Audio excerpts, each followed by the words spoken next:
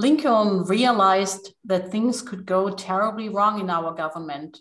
The splits were deep, his life was threatened, and he worried about dictatorship. He said, "No one man should hold the power of bringing this oppression upon us." So writes the Reverend Charles Brock in his forthcoming book, Holy Warrior Presidents, War, Religion, and the American Narrative, in Chapter 6 on President Abraham Lincoln.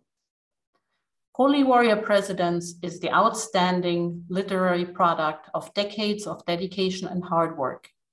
In it, Reverend Brock also urges that we need to renew an American narrative in these turbulent times when the nation is increasingly fractious.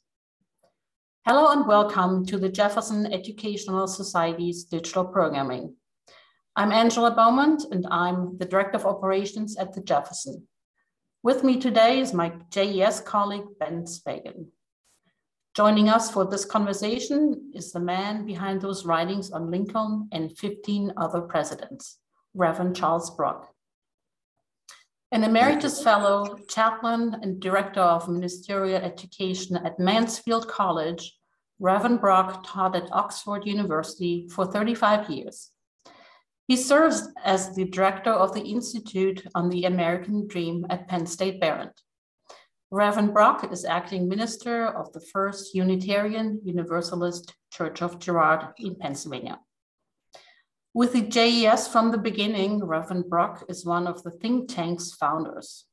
At the think tank, he launched the Brock Institute for Mega Issues Education and serves on the JES Board of Trustees as secretary.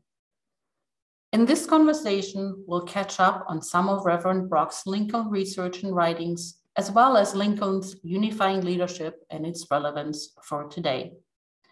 Those writings all remain available on demand on the Jefferson's website, www.jeserie.org, where you'll also find more information about upcoming programs and publications, as well as videos of past programs you can stream on demand.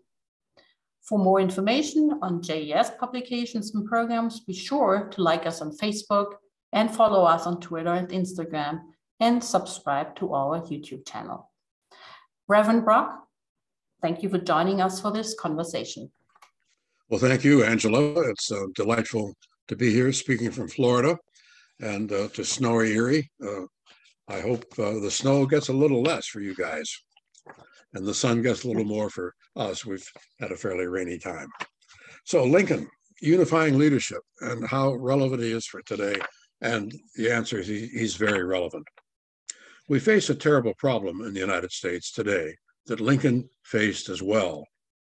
Quote, "Polarization has become a force that feeds on itself, gaining strength from the hostility it generates, finding sustenance on both left and right," and according to a paper from the Carnegie Endowment. Of all the episodes since 1950 where democracies polarized, all of them, aside from the United States, involved less wealthy, less long-standing democracies, many of which had democratized quite recently. None of the wealthy, consolidated democracies of East Asia, Oceania, or Western Europe, for example, have faced similar levels of polarization for such an extended period as we have. Lincoln realized this could go terribly wrong in our government. The splits in his time were deep, his life was threatened, and he worried about dictatorship. We had to say that events in the Civil War maybe were even a lot worse than they are now. But the widespread notion that Lincoln was up against was to some extent religious. Some held that slavery was a providential institution. In fact, virtually the whole of the South held that idea. On the stump, Lincoln pursued battles for freedom of the slaves. His pleas fell on deaf ears. Most Americans said racial equality was a self-evident lie. Blacks were subhuman and needed direction. Some even wanted to go back to feudalism and enslave some white workers too. One Alabama paper roared, "Free society? We sicken of the name." What is this but a conglomeration of greasy mechanics, filthy operatives, small-fisted farmers, and moonstruck theorists? Extraordinary. This would be in the paper.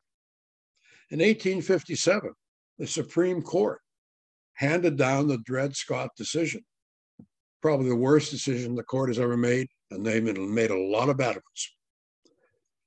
This decreed that blacks were inferior beings to whites and always would be. And they were not then and never would be ever US citizens. The Declaration of Independence did not apply to blacks. It applied only to whites. It shows you how awful things really were. It gradually began to dawn on many that the very conservative Supreme Court might extend slavery to the North. And if so, then the work and hope of the American Revolution would be abolished. The Declaration overthrown, and self-government abolished, and class rule with an entrenched aristocracy and serfdom would come back as in the Middle Ages. The best hope that America would be offered to the world would be destroyed, and humankind would be turned back into feudalism. Even New Jersey, along with North Carolina, took away the vote for free blacks. It wasn't just the South. Lincoln went on the attack. Slavery, he said, was a vast moral evil that degraded blacks and whites alike. Stephen Douglas fought back in the race for the Senate with Lincoln, and he accused Lincoln of wanting intermarriage and mongrelization. He asked if people wanted blacks to marry their white daughters, and if so, then they should vote for Lincoln. Douglas said citizenship was for whites only, period. The American government was, quote, made by the white man, for the benefit of the white man, and to be administered by white men. I do not regard the Negro as my equal, and positively deny that he is my brother or any kin to me whatsoever. Abolitionists held, some abolitionists even held this view, that black men were not and never would be equal in talent and intelligence to whites, and therefore intermarriage and even friendship was not to be sought. Lincoln fought hard, knowing he had to take careful aim to have any hope of getting some votes. He said there was indeed a physical difference between white and black, and that should keep them apart. He also said just because he did not want a black woman, that he did not want a black woman as a slave, did not mean he wanted her as his wife. Whites should have the superior position, he said, in any new government, and political and social equality is a no-no. That's Abraham Lincoln. Again, we often get another kind of picture that Lincoln was all for equality. He was not.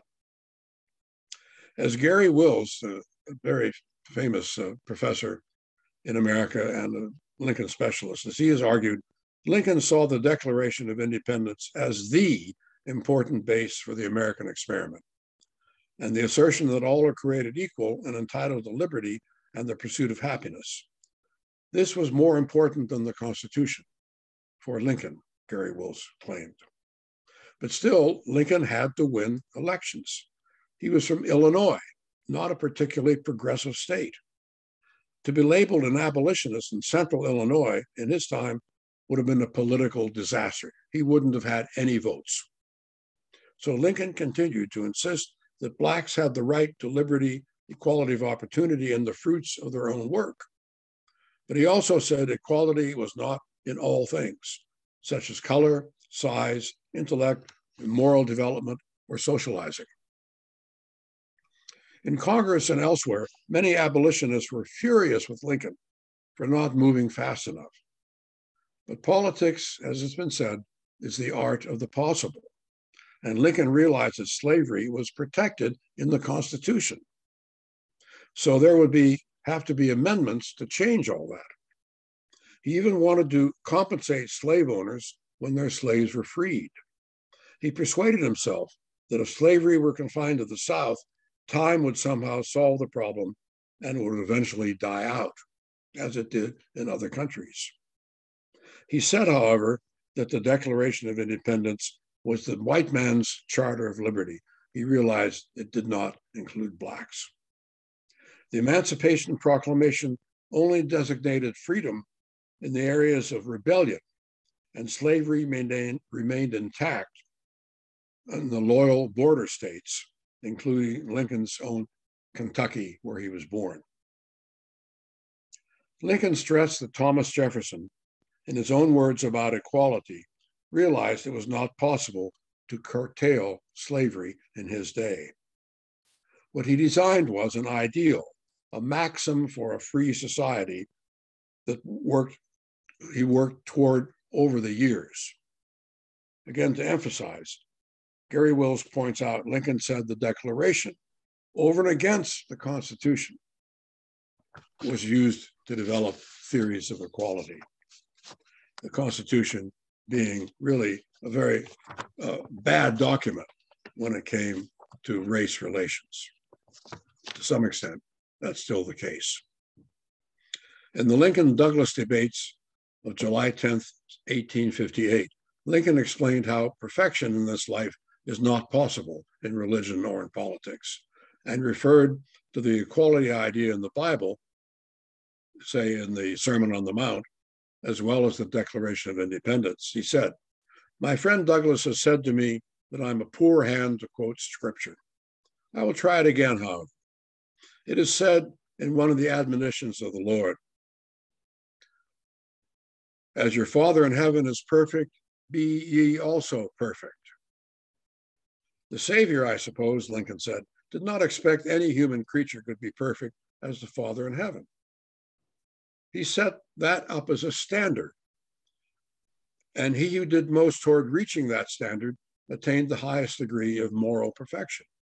So I say, in relation to the principle that all men are created equal, let it be nearly reached as we can." Lincoln understood how to interpret the Bible and the Declaration. This is terribly important in politics and religion. Ideals don't necessarily become realities. What is wished for is often not fulfilled in the Ten Commandments, Sermon on the Mount, or the Declaration of Independence.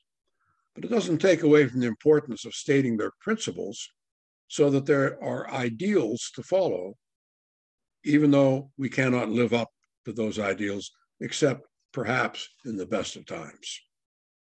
Even then, it's probably impossible. Lincoln liked the Bible because it deals with events rather than philosophies, the dealings of the prophets with aspects of justice in and for Israel, the coming of Christ, the survival of the church. It dealt with the Middle East.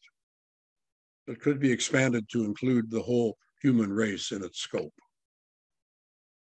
Lincoln believed the Declaration of Independence offered the kind of guidelines for the direction of the nation rather than serving as a literal list of rules.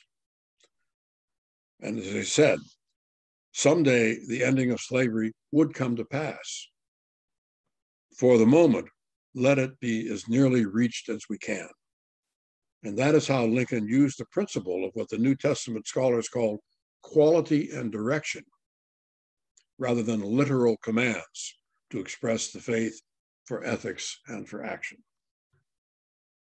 At Gettysburg, Lincoln had an impact compared to any other speech in American history, which was extraordinary. He began, "407 years ago, our fathers brought forth upon this continent a new nation, conceived in liberty and dedicated to the proposition that all men are created equal." Lincoln envisaged the Declaration that as a moral covenant that promulgated the first principles of the nation's political faith and was profoundly imbued by a biblical ethos.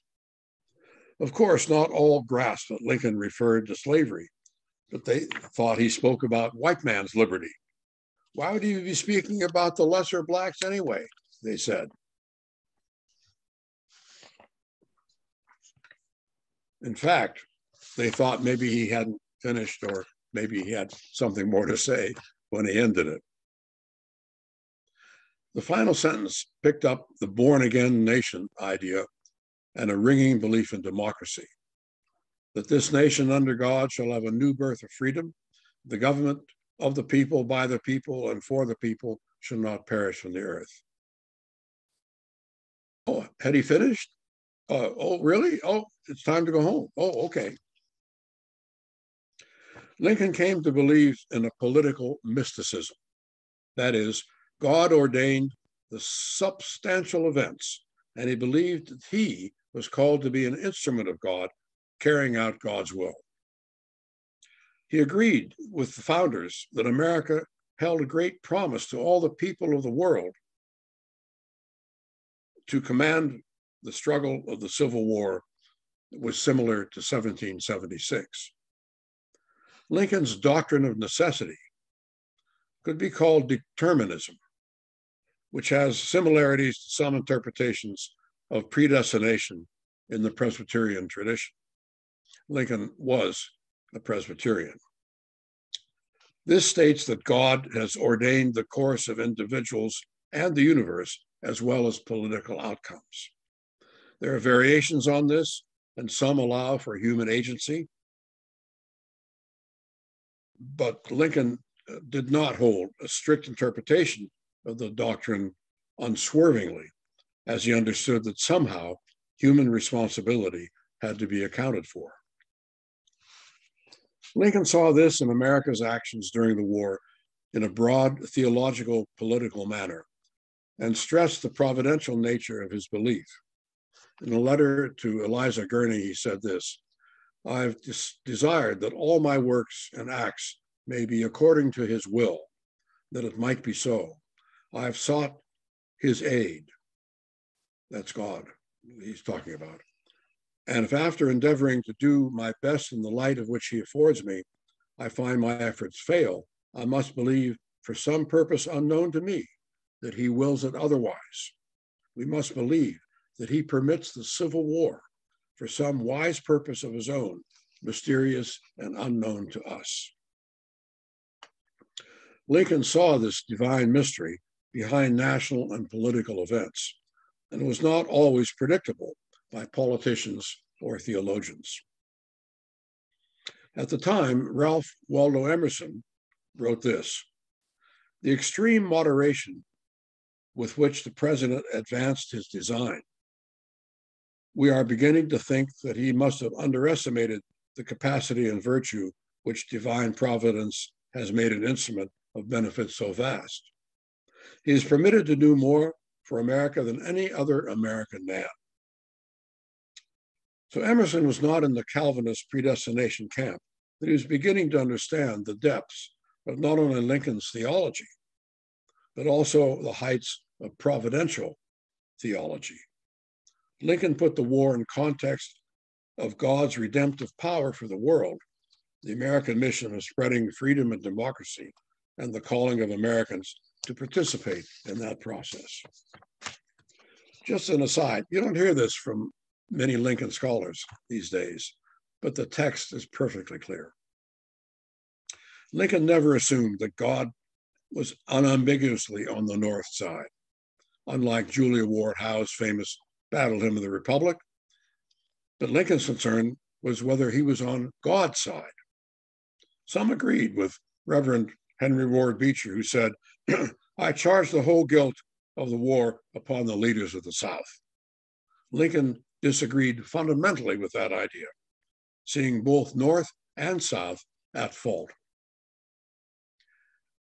After all, the North bought all the goods from the South, and they never really strived very hard to get rid of slavery among themselves. Even Benjamin Franklin had a slave. George Washington, of course, had many.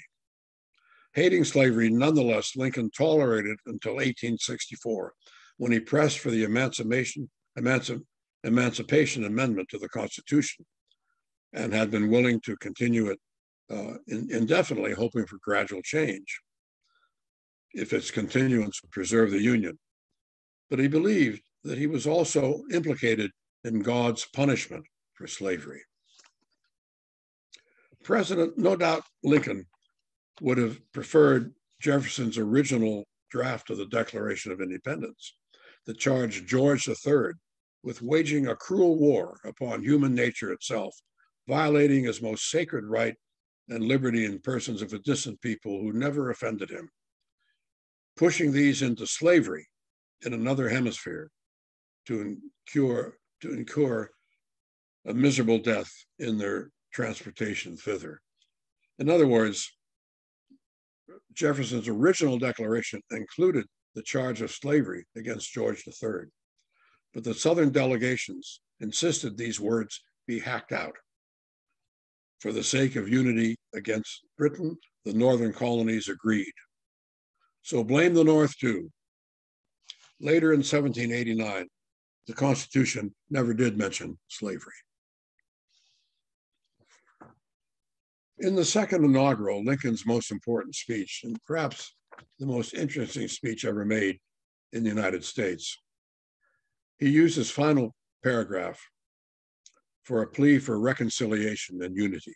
He wrote, "With malice toward none, with charity for all, with firmness in the right as God gives us to see the right, let us strive to finish the work we are in, to bind up the nation's wounds, to care for those who have borne the battle, for his widow, for the orphans, to do all which may achieve and cherish a just, lasting peace among ourselves and with all nations."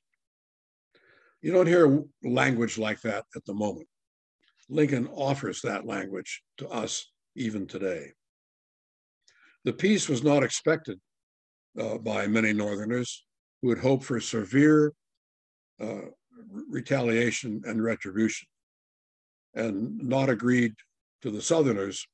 Of course, they didn't like it either, like John Wilkes Booth, who was at the inaugural address and who killed the president within a few weeks. Yet Lincoln believed in reconciliation and forgiveness. When he was first in office, he even tried to get a Southern slaveholder in his cabinet. This attempt caused many to question his integrity. Charles Francis Adams said, "If Lincoln's speeches betray a person unconscious of his position as well as the nature of the contests around him." He thought him good-natured and kindly, but frivolous and uncertain. President of Harvard, Edward Everett, who gave the main speech at the Gettysburg with Lincoln, agreed and said, "He's evidently a person of very inferior cast of character, wholly unequal to the crisis." That was the president of Harvard. I mean, it really makes one laugh. Toward the end of the war, the Yankees yelled, "Richmond, Babylon has fallen." Lincoln went down there immediately to make sure there was no revenge, and he spared Richmond the drunken destruction that Columbia went through. To save as much as the city as possible, all Union troops were sent back to camp, and those who remained stacked their arms and formed fire squads to help put out the fires. A lot of presidents would have never done that. At various times, Lincoln proclaimed separate days of fasting, Thanksgiving, or prayer during the Civil War. Again, something we've totally lost now. But he shows that he understood the sin of the nation. And it shows he understood how reconciliation and forgiveness were part of the prayer that should be offered. So it was the worst war in percentage of casualties that America's ever had. Lincoln took part of the blame himself. Imagine that. I imagine any president today taking the blame for a war. I mean, really. What Lincoln has to show us today is so extraordinary compared to what we're seeing in the presidency in the last number of years is really, really astounding. So we need another Lincoln today, very badly. We need to have the freedom and ease of voting with no voter suppression. We need to move from a white-centered nation to an inclusive land that honors all who have come here or have been forced to come here or have been here long before the whites, namely the Native Americans. We massacred them. That only 10% were left after we got a hold of them. We need to confess our national sins, such as the Holocaust of Native Americans. Our national sins are many, and we need fasting days like the founders and Lincoln put into effect. We need to reconcile our acute political differences. It might even help to see God in the background of our successes, as Lincoln did, as well as the God who can condemn us for not being searchers for justice. The churches have calmed down since the founding. They were at each other's throats for most of the time. But they cooperate now, or at least often, where they certainly didn't before 1900. Could we do the same in politics? For the future of America, I hope we can. Thank you.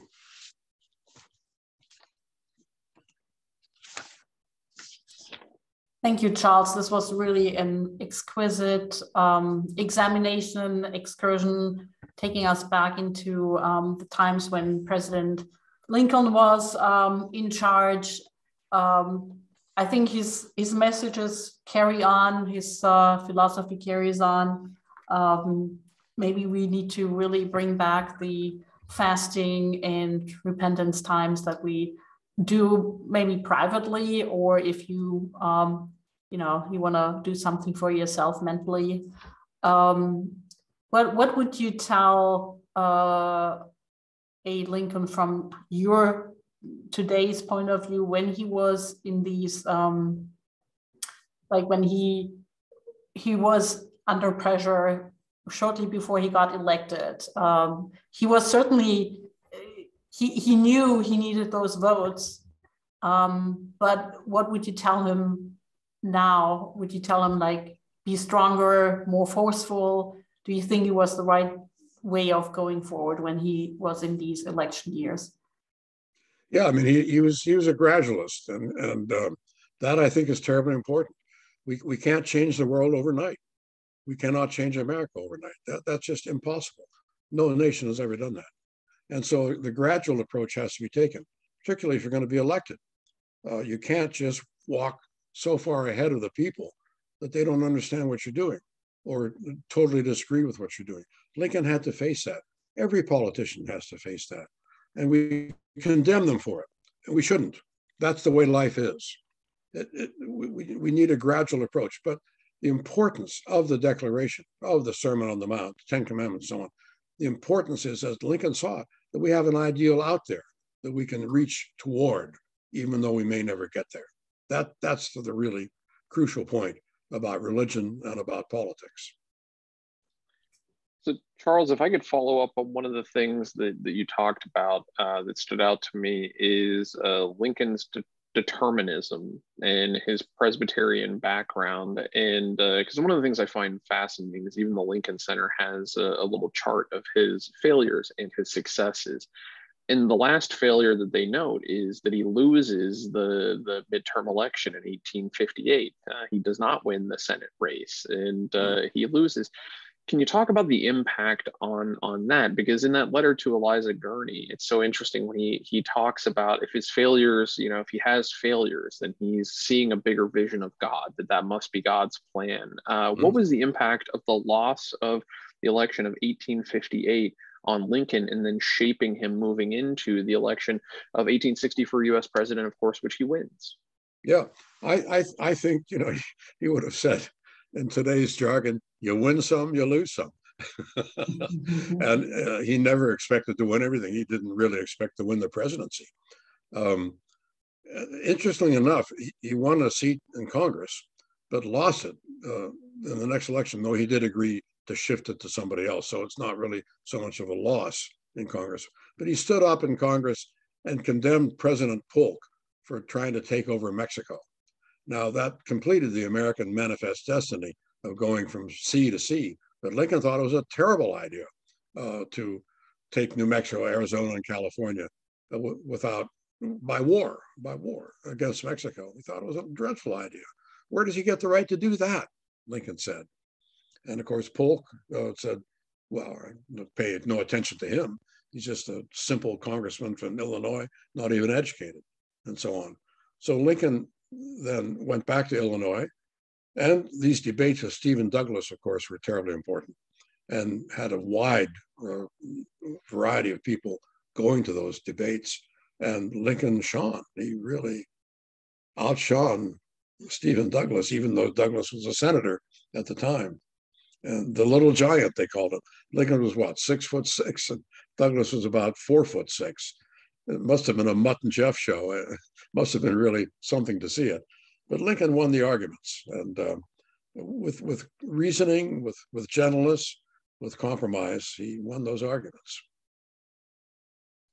And I think before I turn back over to Angela for other questions, one of the things that I think if we're looking backwards and we say, what can we learn from history? I always admire the intensity at which they debated, but also the length of which they debated. That these were long debates, and they were held in person in public, and folks would attend for hours on end. And it seems like now we can't wrap our minds around more than the latest soundbite and move on to the next soundbite, as we're just inundated with content. Maybe there's a way that we can return to those kinds of debates, those kinds of thoughtful discussions, and probing discussions to hear different vantage points, to see what we agree with, what we disagree with.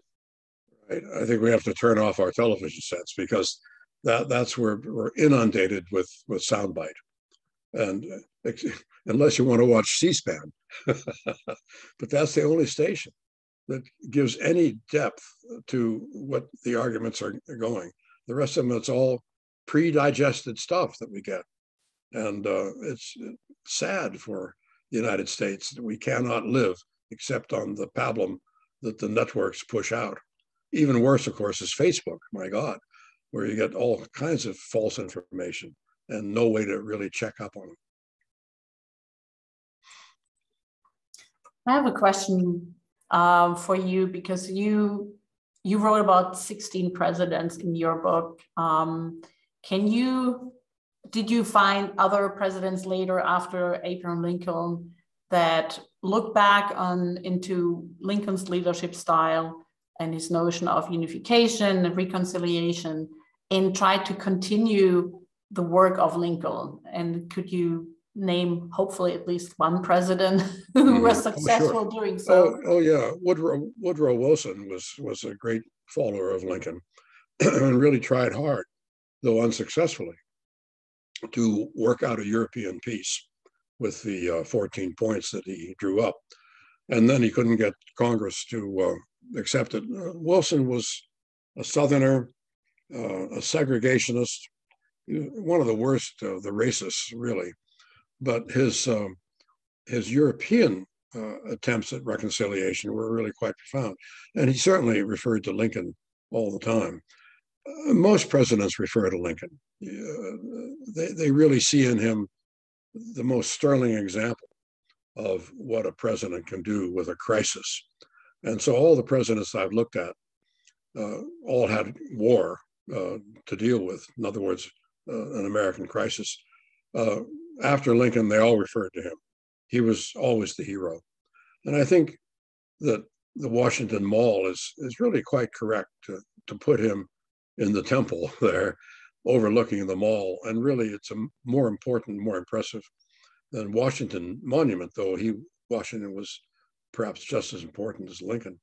But somehow they got it right to put Jefferson, Lincoln, Washington, FDR, and Martin Luther King, in prominent positions in the mall. But Lincoln is the most prominent. And I think that refers to that really does reflect all the other presidents after Lincoln that I have studied. They all used him. They all wanted reconciliation. They all wanted to deal with forgiveness in one way or another. And it was tough, and it was very hard for FDR, for Truman, Reagan. I've looked at all those, and they really were Lincoln followers. And Charles, you mentioned earlier C-SPAN, and I can't help but think C-SPAN, amongst other outlets, often puts out a survey and a poll of top U.S. presidents, and they'll poll people of the day, and Lincoln consistently ranks at the top for both Democrats and Republicans, as well as independents and third-party voters. Will we, in your estimation, now Lincoln has had the benefit of time. You talk about the aversion and the pushback he faced in his day with his ideas. He has the benefit of time of now gathering that near universal appeal. Do you think that as more presidents we've had post-Lincoln, more time to judge them, will we see the same sort of bipartisan favoring of a president such as Lincoln? Will we see that again? I think so. Excuse me. Unless we end up as a permanently divided society, which some of the politicians at the moment seem to want to make it that way. They want voter suppression.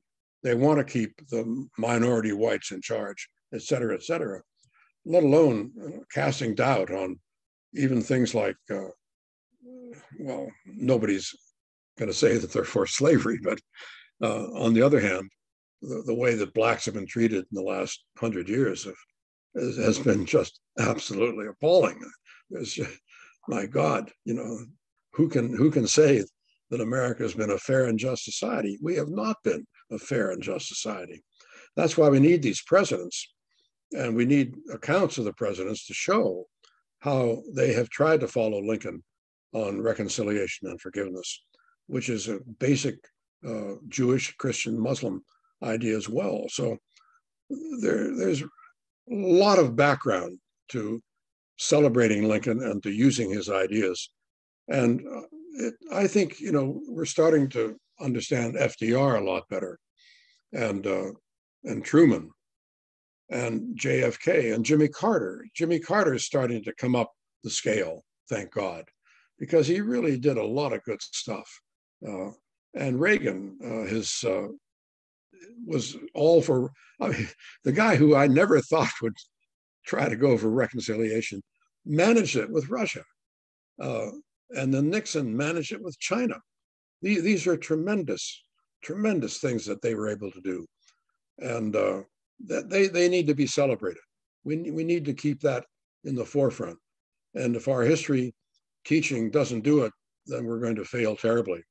And really, it has to be taught in the schools, because we're not getting it on television. We just get the latest snippet of what Stormy Daniels says. Yeah. And Charles, before I pass it back over to Angela for another question, I'd be remiss if I didn't also observe, I think you point out well that Lincoln's not as flawless as we may have grown up to know him as, right. In that he too has his faults, and we even see him evolving his position on slavery, his position on how he views blacks in society.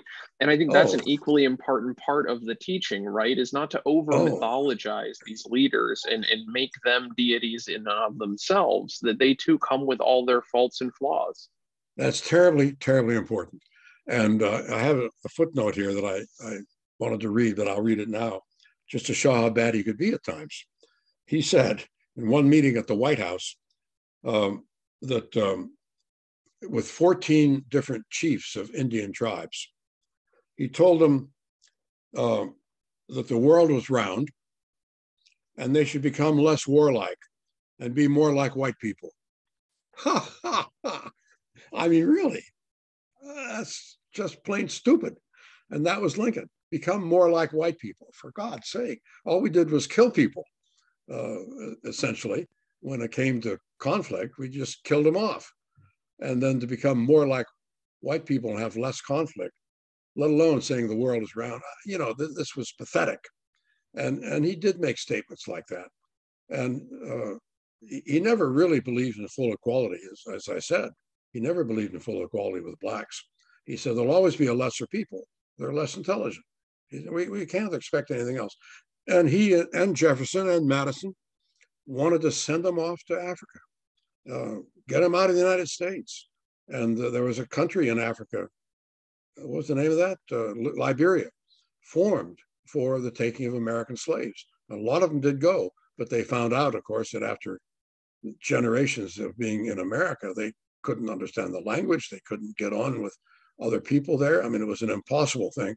Lincoln never understood that, nor did Jefferson, nor did Madison. And it was a terrible mistake of some of our great presidents to not see true equality. And it wasn't until Martin Luther King got on the scene that really became a canon in American life.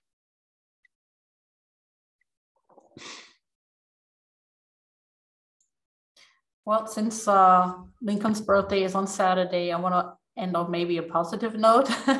Okay. So, Lincoln was also well known for his sense of humor. He liked telling stories and making good jokes, I suppose.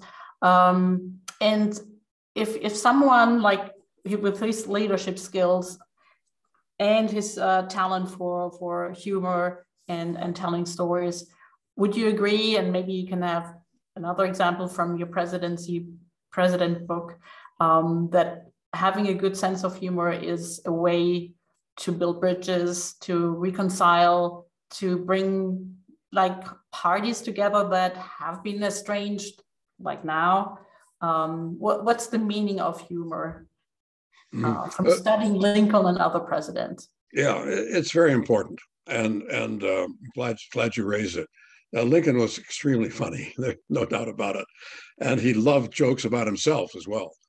He was not just joking about other people, but he'd turn it on himself. One of his favorite stories was two Quaker ladies were in the train and he was sitting behind them and they didn't realize who he was. And one of them said to the other, well, I think I'll be voting for Jefferson Davis because he's a praying man. Oh, the other said, well, Lincoln is a praying man too. And the other woman said, yes, but God thinks he's telling a joke. Lincoln loved that story about himself. And he didn't take himself that seriously, even though he had a terrible, tragic life, his wife, his death of his families, and let alone this whole slave conflict. But the other great humorist was Jack Kennedy, who could say anything funny, and it was very reconciling. But Ronald Reagan also had a tremendous sense of humor. I read all of Reagan's press conferences. I was laughing the whole time. He was able to really make things funny, the most serious stuff, and boy, everybody loved it. And of course, he got through all kinds of issues because of his great sense of humor. I'm not seeing that so much in Trump and Biden. It has been underutilized as of late. Yeah, right. That's right. They need a course. Not only they need a course in humor. And over to you, maybe for a final question. Sure, Charles. One of the things that I find fascinating is in your presentation, you talk about two key speeches from Lincoln. You talk about the Gettysburg Address and you talk about his second inaugural address. And you talk both are profound. And if I heard you correctly, you were talking, perhaps his second inaugural is more profound, or we should be paying more attention to it.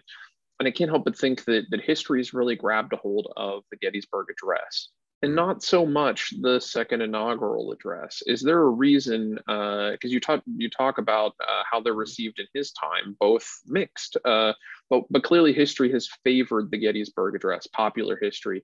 Is there a reason we've gravitated toward that and not the second inaugural, or a reason we don't pay enough attention to it? And perhaps maybe that's our homework tonight, is to all go read that speech.